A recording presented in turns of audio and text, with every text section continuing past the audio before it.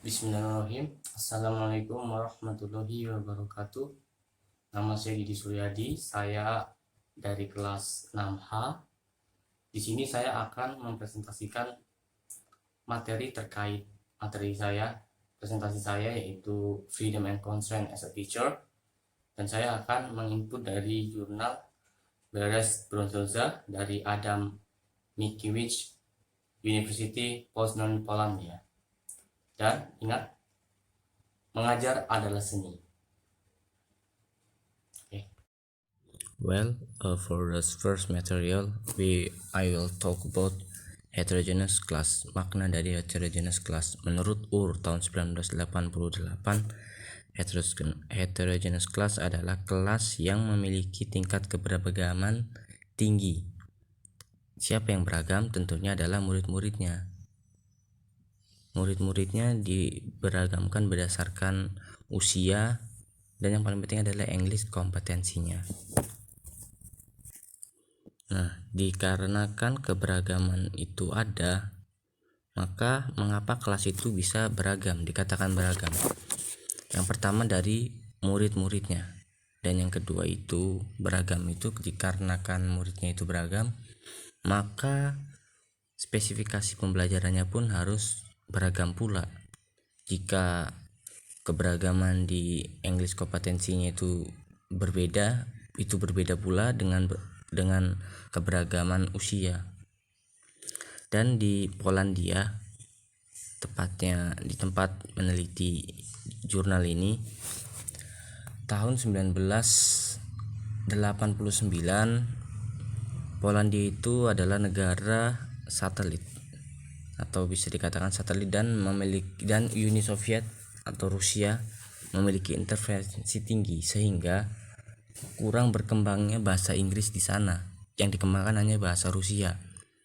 Nah, dikarenakan hal tersebut, maka generasi lama dan generasi baru ketika disatukan dalam sebuah kelas ISP, maka akan terjadi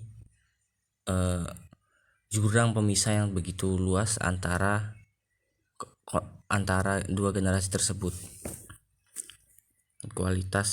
Tentang kualitas kebahasaan yang mereka miliki.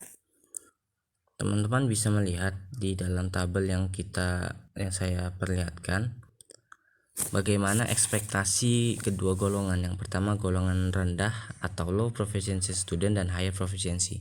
Nah, mereka berdua ini memiliki pandangan yang berbeda dalam kebahasaan. Yang golongan rendah itu lebih melihat bahasa Inggris itu sulit atau berkonotasi negatif, dan yang kedua adalah melihat bahasa Inggris itu sebenarnya mudah, hanya tinggal diasah saja bagi golongan yang higher kompetensi. Nah, sekarang mari kita pikirkan, jika kedua golongan itu yang dikarenakan skillnya itu berbeda atau profesiensinya itu berbeda, disatukan dalam satu kelas dengan tujuan yang sama. Menurut teman-teman sekalian, apa yang harus kita lakukan? Tentunya yang pertama harus kita lakukan dalam hal pembelajaran tentunya adalah melakukan grouping the class. Maksudnya seperti apa? Kita mengelompokkan student itu menjadi dua golongan. Ya, kedua golongan besar. Nah, golongan besar itu bisa kita pecah lagi menjadi subgolongan kemampuan low rendah 1, 2, 3, dan yang high 1, 2, 3 pula. Dan ini bukan untuk membeda-bedakan antara yang pandai dan yang tidak pandai, tapi untuk pemudahan memberikan materinya. Lalu yang kedua, setelah kita menghandle dari grouping the class, maka kita harus menentukan language content-nya. Menurut SOA tahun 2017,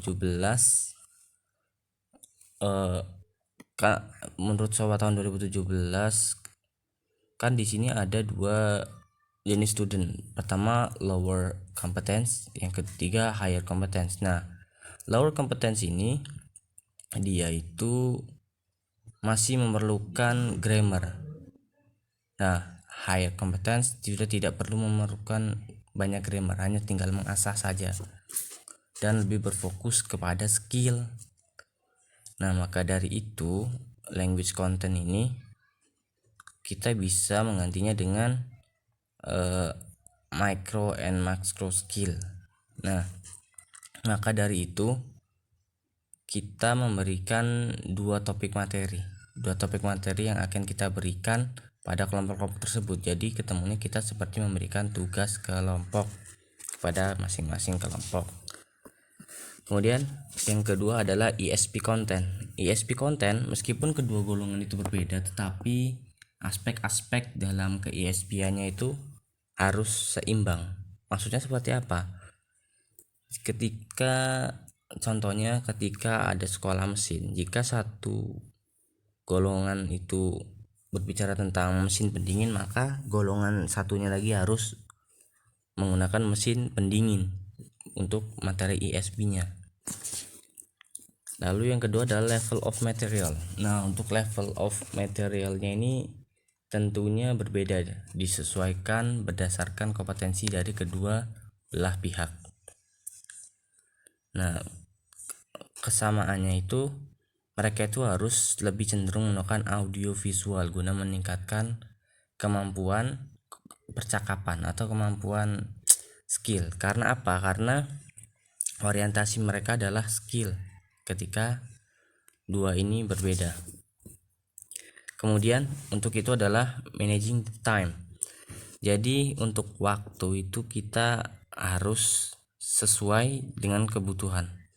Sesuai dengan kebutuhan itu maksudnya seperti apa? Kebutuhan antara siswa yang berkompetensi rendah dan berkompetensi tinggi ini bisa kita katakan berbeda. Kebutuhan dari siswa yang berkompetensi tinggi ini mereka lebih mengutamakan yang namanya itu mengasah skill mereka. Meskipun yang lower kompetensi juga berbeda, namun lower kompetensi ini masih harus dielaborate dengan pengembangan skill yang lain. Misalnya seperti ini, kita memberikan waktu speaking lebih lama untuk hire, dan misalnya hire 1 jam speaking lalu memiliki defisit 30 menit speaking dari kelas lower. Mengapa demikian? Agar melatih slower itu untuk memperhatikan bagaimana si hire ini berbicara, berspeak up seperti itu. Kemudian jadi kesimpulannya di sini saya mengambil sebuah teori dari buku Tessa. Yang pertama, seluruh komponen-komponen yang saya sebutkan tadi seperti membuat grup, language content, ESP content, level of material, and time, mereka harus disatukan dalam skill based syllabus. Jadi dalam opini saya yang didasari oleh buku Tessa Woodward, jika kita heterogeneous class maka kita memerlukan hal yang searah berdasarkan konten. Atau bisa juga kita menggunakan skill content based syllabus dengan pengembangan skill di dalamnya. Nah, pengembangan skill di dalamnya itu meliputi micro skill dan macro skill. Jadi saya memiliki dua opsi. Yang pertama content based syllabus, yang kedua skill based syllabus. Nah, lalu setelah kita memilih jenis silabus itu dengan opsional pertama content based syllabus dan kedua skill based syllabus, opsional yang kedua yaitu kita bisa membuat dua silabus dalam satu kelas. Silabus satu itu silabus pokok yang ditempuh oleh lower dan higher proficiency. Yang kedua silabus opsional. Silabus opsional ini adalah silabus tambahan atau silabus pengayaan tambahan guna teman-teman kita yang berasal dari upper atau dari tingkat yang lebih tinggi. That's all what I can convey in this opportunity. Saya mohon maaf jika banyak kesalahan dalam video saya. Atas waktu dan perhatiannya saya ucapkan terima kasih. Wassalamualaikum warahmatullahi wabarakatuh.